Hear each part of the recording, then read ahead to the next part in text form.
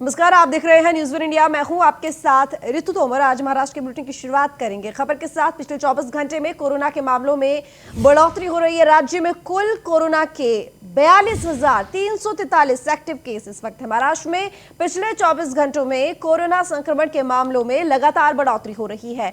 बुधवार को महाराष्ट्र में 9,855 मरीज पाए गए, तो वहीं पर 42 मरीजों की मौत हो चुकी है। तो वहीं दूसरी तरफ मुंबई में सबसे ज्यादा कोरोना संक्रमित मरीज पाए गए हैं। बता दें कि मार्च 2020 में पहला कोरोना मरीज पाया गया था और अब महाराष्ट्र में कोरोना मरीजों की कुल संख्या 21,79,000 हो गई है। महाराष्ट्र में कोरोना से अब तक 20,43,379 लोग कोरोना से ठीक हो चुके हैं। तो वहीं राज्य में 42,343 कोरोना एक्टिव केसेस हैं।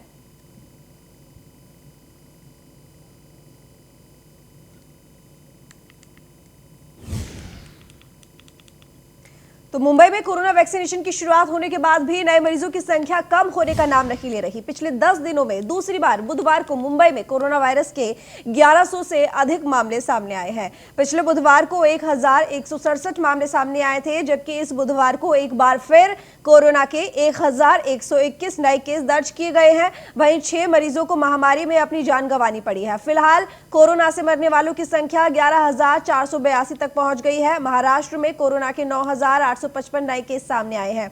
अब तक राज्य में 20,43,349 लोग कोरोना से ठीक हो चुके हैं। मुंबई समेत राज्य में 42 और मरीजों की मौत के मामले दर्ज हुए हैं। महाराष्ट्र में अब भी 82,342 कोरोना के एक्टिव कोरोना केसेस हैं।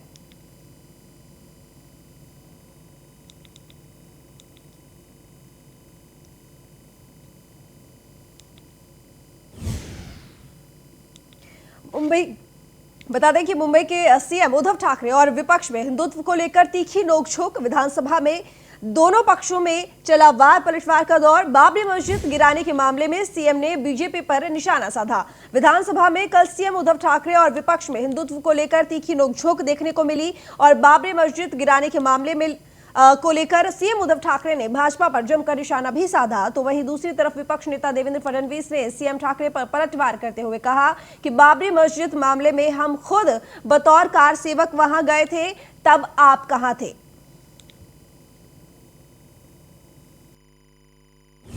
आंदोलन में कहीं दिखाई भी नहीं। बाबरी मस्जिद नहीं थी, वो बाबरी ढांचा था। उस ढांचे को गिराने के लिए हम वहां थे। ये कौन थे? इनका कोई नहीं था, एक आदमी इनका वहां नहीं था। हजारों कार सेवक थे, हम भी उसमें से एक कार सेवक थे। और ये जो बड़ी बड़ी बातें करते हैं, इनमें से एक भी व्यक्ति उस आंदोलन में कहीं दिखाई भी नहीं पाता। वहीं न्यूज़ वन इंडिया से महाराष्ट्र से समाजवादी पार्टी अध्यक्ष अबू आजमी से खास बातचीत की हमारे मुंबई के ब्यूरो चीफ शैलेश तवटे ने। है वो सेक्युलर वादी नहीं है और महाराष्ट्र में जितने मुस्लिम मंत्री हैं उन्होंने इस्तीफा देना चाहिए, इस तरह का बयान जो है। और सदन में जो मुद्दा उठाया सपा के विधायक अबू आजमी ने, क्या मुद्दा था और किसके लिए इन्होंने मांग की है, इनसे पूछते हैं। सर, क्या आपकी मांग है और महाराष्ट्र में जितने मुस्लिम मंत्री हैं उन्होंने इस्तीफा देना चाहिए? नहीं, देखिए, माइनॉरिटीज़ के मसले पर जब ये सरकार बनी थी तो ये सरकार बनी थी सेकुलर सरकार के नाम पे, और ये सरकार बनी है जो इसको हम सब लोगों ने सपोर्ट किया है। मेजर सपोर्ट शरद पवार साहब ने, कांग्रेस ने मिल के सरकार बनाया और कॉमन मिनिमम प्रोग्राम था। कॉमन मिनिमम प्रोग्राम में कहीं भी मंदिर मस्जिद हिंदू मुस्लिम नहीं है। माना कि बाला साहब ने पहले कहा था बाबरी मस्जिद थोड़ा धक्का, ये हमें वगैरह सब चीज़ें। अब इस सरकार में आने के बाद, कॉमन मिनिमम प्रोग्राम होने के बाद आगे हाउस में इस तरह का बयान देना हमारे दिल को दुखता है ये कि हमने जिस सरकार को सपोर्ट किया वो सरकार इस तरह की बातें कर रही है।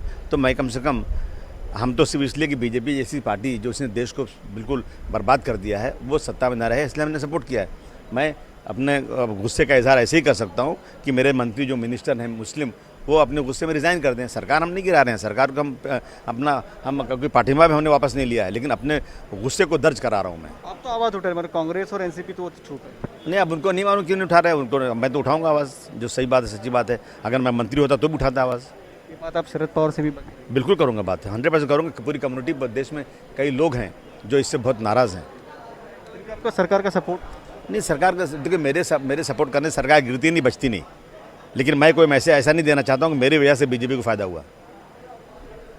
इस तरह की जो बात है कि जो सदन में जो आज मुद्दा उठाया गया अबू आजमी ने कि महाराष्ट्र में जो सरकार है वो सेक्युलर की बातें करती है, सेक्युलरवादी है नहीं है। तो इसके लिए आज जो मुद्दा उद्धव ठाकरे ने उठाया था उसके ऊपर अबू आजमी नाराज़ दिख रहे हैं। कैमरा महेश चौगुले के साथ Shailesh Tawte, news on India, Mumbai.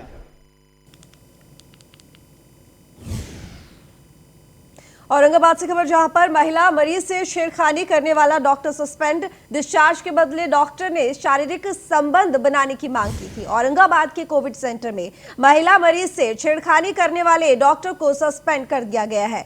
Corona centre में पीड़ित महिला का कोरोना का इलाज चल रहा था और नाइट ड्यूटी कर रहे डॉक्टर से महिला ने जब डिस्चार्ज के बारे में पूछा तो डॉक्टर ने महिला को डिस्चार्ज देने के बदले अवैध शारीरिक संबंध बनाने की मांग की थी, जिसके चलते महिला ने डॉक्टर के खिलाफ शिकायत दर्ज की थी। औरंगाबाद शहर के पदमपुरा का यह पूरा मामला बताया जा रहा है।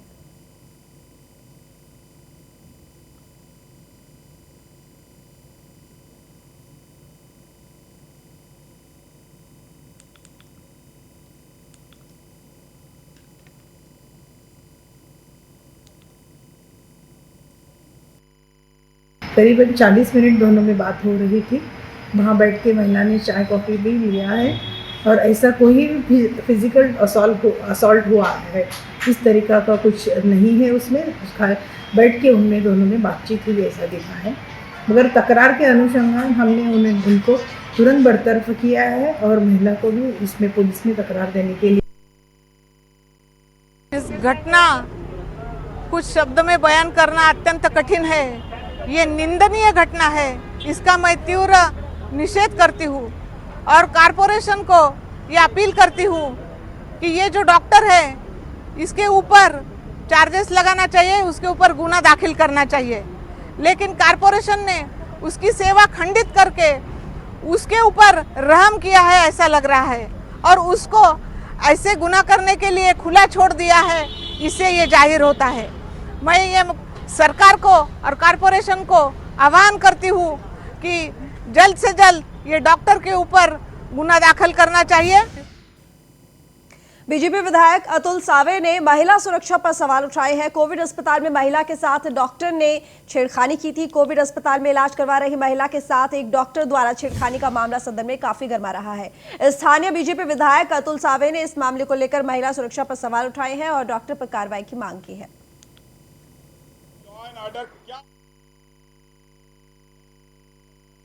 हॉस्पिटल में भी अगर मेरी माता बहन को सुरक्षा नहीं मिल सकती है तो इस राज्य में बाकी बाहर क्या है। कल ही जलगांव में भी प्रकरण हुआ, कल औरंगाबाद में हुआ। मुझे ये समझ में नहीं आ रहा है कि लॉ एंड ऑर्डर क्या हो रहा है इस महाराष्ट्र में। मैं इस सरकार से चाहता हूं कि तो उस डॉक्टर पे उसका निलंबन करना चाहिए, उसकी डिग्री को सीज करना चाहिए और जो वहाँ पे पदाधिकारी जो अधिकारी है वहाँ पे उनके ऊपर भी कार्रवाई होनी चाहिए। तो राज्यसभा सांसद संजय राउत का ट्वीट सामने आया है। बंगाल में होने वाला विधानसभा चुनाव नहीं लड़ेगी शिवसेना। पश्चिम बंगाल के विधानसभा चुनावों में सत्ताधारी तृणमूल कांग्रेस और बीजेपी में आरोप प्रत्यारोप का दौर देखा जा रहा है, तो वहीं कांग्रेस स्थानीय पार्टियों के साथ अलायंस कर चुनाव लड़ रही है। इसी बीच शिवसेना भी पश्चिम बंगाल के चुनावी अखाड़े में उतरेगी, ऐसे कयास लगाए जा रहे थे, जिस पर शिवसेना सांसद संजय राउत ने ट्वीट कर अब जानकारी दी है कि अब शिवसेना पश्चिम बंगाल के चुनाव नहीं लड़ेगी, लेकिन तृणमूल कांग्रेस का शिवसेना सपोर्ट करेगी और ममता बनर्जी फिर से पश्चिम बंगाल की सत्ता में आएंगी, ऐसा विश्वास भी सांसद संजय राउत ने जताया है।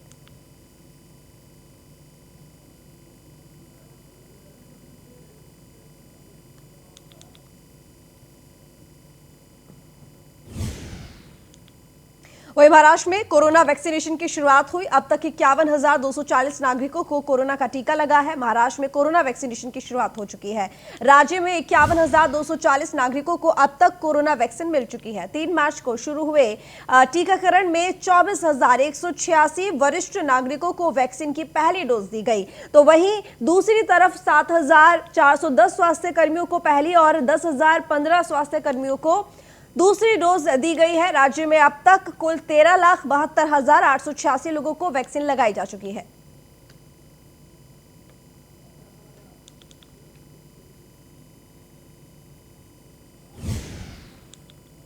तो तो बीएमसी ने कोरोना के चलते की महत्वपूर्ण घोषणा। ब्राजील से आने वाले लोगों को फॉलो करने होंगे नए नियम। 7 दिनों का इंस्टीट्यूशनल क्वारंटाइन पीरियड अब पूरा करना होगा। बीएमसी ने कोरोना के चलते बुधवार को एक महत्वपूर्ण घोषणा की है, जिसमें ब्राजील से आने वाले लोगों को मुंबई आने के बाद 7 दिनों का इंस्टीट्यूशनल क्वारंटाइन पीरियड पूरा करना होगा। आपको बता दें कि कोरोना वायरस का नया स्ट्रेन ब्राजील से पूरी दुनिया में फैल रहा है और ये नया स्ट्रेन कोरोना से ठीक हुए मरीजों को फिर से संक्रमित भी कर सकता है।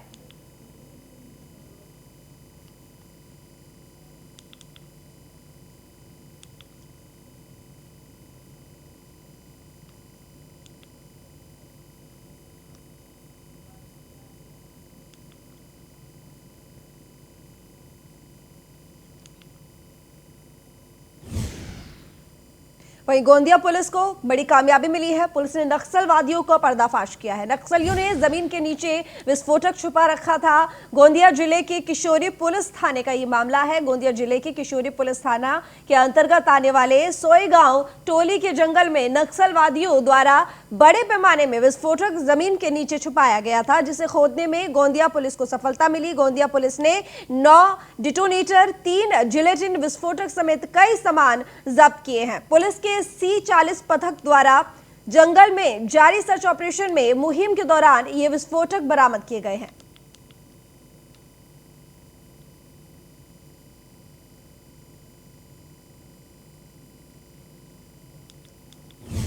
रायगढ़ से खबर है, जहां पर मुंबई पुणे एक्सप्रेसवे पर भीषण सड़क हादसा। तेज रफ्तार ट्रक ने रोड पर खड़े ट्रक में जोरदार टक्कर मार दी। हादसे में ट्रक चालक की मौत हो गई, कई गंभीर रूप से घायल हो गए। रायगढ़ जिले के मुंबई पुणे एक्सप्रेसवे पर देर रात एक भीषण सड़क हादसा हुआ, जहां तेज रफ्तार ट्रक ने रोड पर खड़े पंचर ट्रक में जोरदार टक्कर मारी। हादसे के वक्त ट्रक चालक की मौके पर ही मौत हो गई और कई लोग गंभीर रूप से घायल हो गए। वहां मौजूद लोगों ने सभी घायलों को अस्पताल में भर्ती कराया है।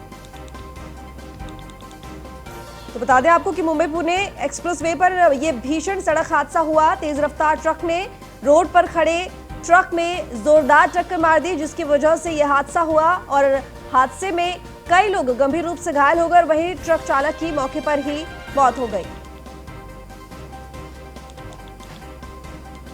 तो वहां मौजूद लोगों ने सभी घायलों को अस्पताल में भर्ती भी कराया।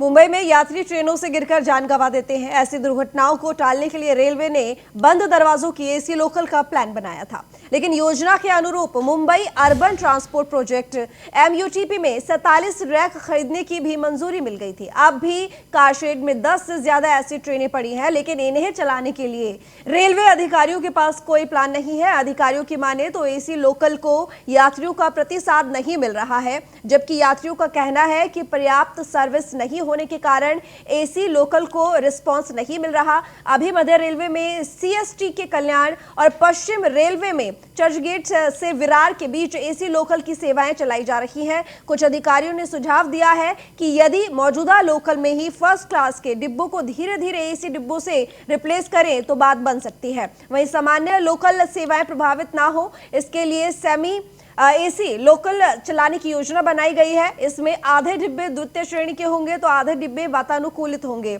इस बार के बजट में सेमी एसी लोकल के 78 रैक के लिए 507 करोड़ रुपए आवंटित भी किए गए हैं।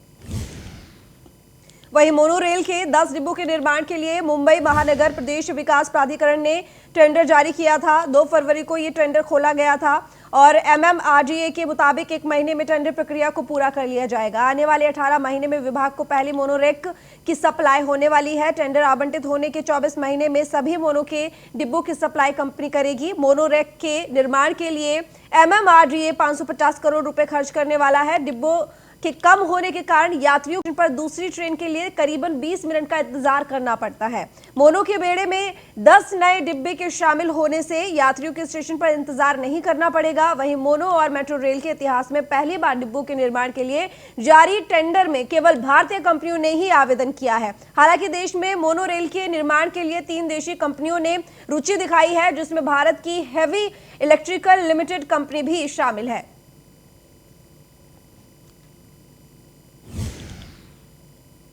वहीं प्रधानमंत्री नरेंद्र मोदी द्वारा स्वच्छ भारत अभियान को पूरे देश में सफलता मिल रही है, लेकिन मुंबई में अभियान जमकर धज्जियां उड़ा रहा है, क्योंकि स्थानीय पार्षद ने मेहनत से टॉयलेट तो बना दिए, लेकिन ऐसे शौचालय बनाने का क्या फायदा जहां ताले लगे हो। मुंबई के सबसे हाई प्रोफाइल एरिया मलबार हिल में लोग समुद्र किनारे खुले में शौच करने को मजबूर हैं। महाराष्ट्र के राज्यपाल, मुख्यमंत्री समेत कई मंत्रियों के सरकारी आवास इसी मलबार हिल में है। यहां तक कि राजभवन और मुख्यमंत्री आवास से महज 5 से 10 मिनट के अंतर में अरबी समुद्र का किनारा है। इसी समुद्र के किनारे स्थानीय लोग खुले में शौच करते दिख रहे हैं। स्थानीय बीजेपी पार्षद ज्योत्सना मेहता के वार्ड की ये तस्वीरें हैं, जहां पार्षद मेहता ने अपने वार्ड में 161 टॉयलेट बनाए हैं, लेकिन टॉयलेट के उद्घाटन के बाद कुछ ही दिनों में इनमें ताले पड़ गए हैं। मिली जानकारी के अनुसार स्थानीय लोगों ने ही आपसी झगड़े के चलते इनमें ताले लगाए हैं।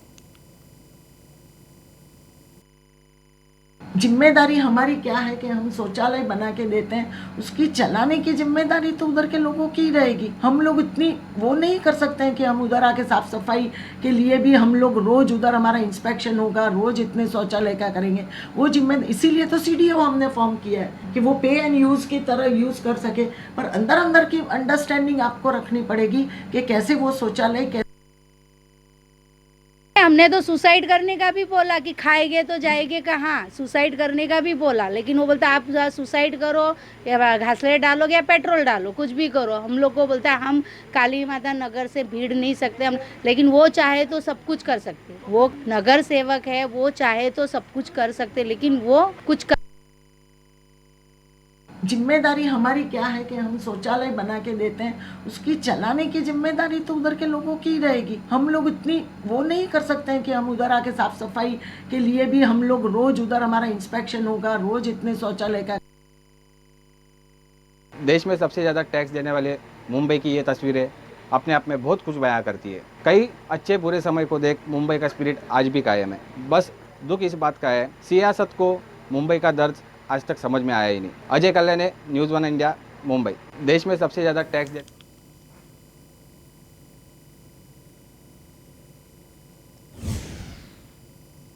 मुंबई के ऐतिहासिक और मशहूर स्टेशनों में से एक इंडियन रेलवे का छत्रपति शिवाजी महाराज टर्मिनल को राज्य के प्रथम ग्रीन स्टेशन का अवार्ड मिला है।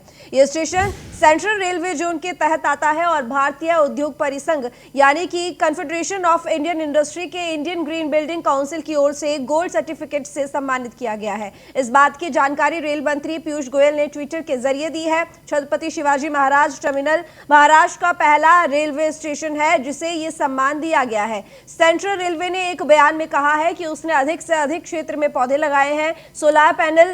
सोलर पैनल की स्थापना की गई है और इसके साथ ही कई स्टेशनों पर ग्राहकों के अनुकूल सुविधाएं भी दी गई हैं। स्टेशन में LED बल्ब लगाए गए हैं। पूरे जोन में ग्रीन इनिशिएटिव लागू किए गए हैं। इसके साथ ही Chhatrapati Shivaji Maharaj terminal railway station में विकलांग और सीनियर सिटीजन्स के लिए कंप्यूटर फ्रेंडली भी बनाया गया है।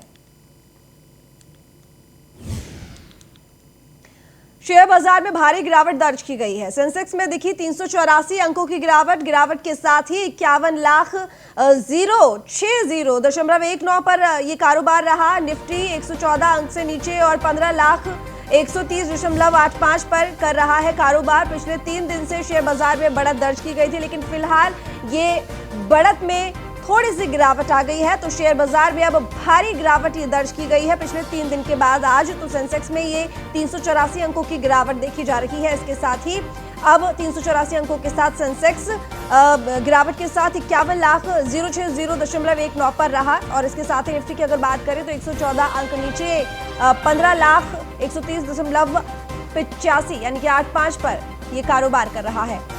तो पिछले 3 दिन से शेयर बाजार में बढ़त दर्ज की गई थी।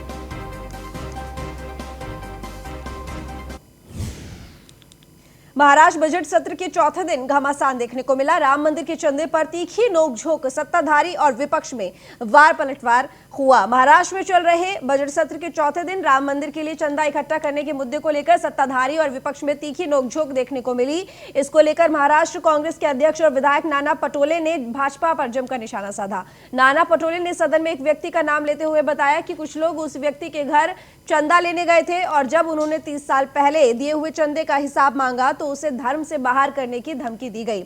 पटोले ने पूछा, क्या भगवान राम ने चंदा इकट्ठा करने की परमिशन दी है? नेता विपक्ष देवेंद्र फडणवीस द्वारा कल शिवसेना को हफ्ता उगाही करने वाला कहा था, उस पर जवाब देते हुए पटोले ने कहा कि बीजेपी जो चंदा इकट्ठा कर रही है राम के नाम पर, तो क्या वो भी हफ्ताखोरी है? ये सवाल जनता को पूछना चाहिए।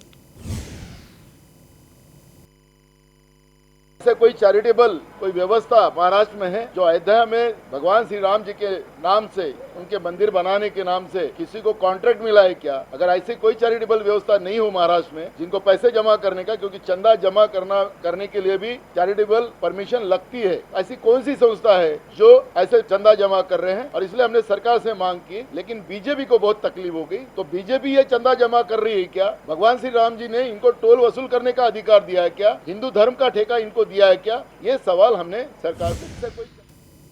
महाराष्ट्र के गृह मंत्री अनिल देशमुख ने मीडिया को जानकारी दी है, हॉस्टल में लड़कियों से अब अश्लील डांस नहीं, यानी कि जो खबर आई थी उसको लेकर अश्लील डांस नहीं कराया गया। शिकायतकर्ता महिला का मानसिक संतुलन ठीक नहीं है। महाराष्ट्र के जलगांव के आशादीप महिला सरकारी हॉस्टल में लड़कियों को अश्लील डांस करवाने का आरोप बुधवार को महाराष्ट्र के विधानसभा में भाजपा द्वारा लगाया गया था, लेकिन जांच में ऐसी कुछ घटना हुई ही नहीं है, इस तरह की जानकारी सामने आई है। महाराष्ट्र के गृह मंत्री अनिल देशमुख ने इसकी जानकारी दी। शिकायतकर्ता महिला का मानसिक संतुलन ठीक नहीं है और उनके खिलाफ पहले भी कई शिकायतें दर्ज की जा चुकी हैं। गृह मंत्री देशमुख ने मीडिया को इस बात की जानकारी दी है। जो सामने आई है, वहाँ पे गरबा डांस करते एक महिला, उसको तकलीफ हो रही थी करके उसने जो गरबा के लिए जो गाउन अपना ब्लाउज पहनते बड़ा, उसको शायद निकाला होगा। अरे ये रत्नमाला सोनार जो है, इसके जो रिलेटिव है, इन्होंने भी कई बार इसके बारे में पुलिस में कंप्लेंट दी है। थोड़ी मेंटली स्टेबल नहीं है, मतलब जो कंप्लेंट थी उसके बारे में मेंटल उसका बैलेंस बराबर नहीं था, इस प्रकार की भी बात जांच की रिपोर्ट में सामने आई है। तो इससे मालूम पड़ता है कि कल की जो जलगांव की जो घटना जो घटी है, जो मीडिया के द्वारा या प्रेस मीडिया के द्वारा जो सामने आई है, उसमें कोई भी तथ्य। फिलहाल इस बुलेटिन में इतना ही। देखते रहिए न्यूज़ 1 इंडिया।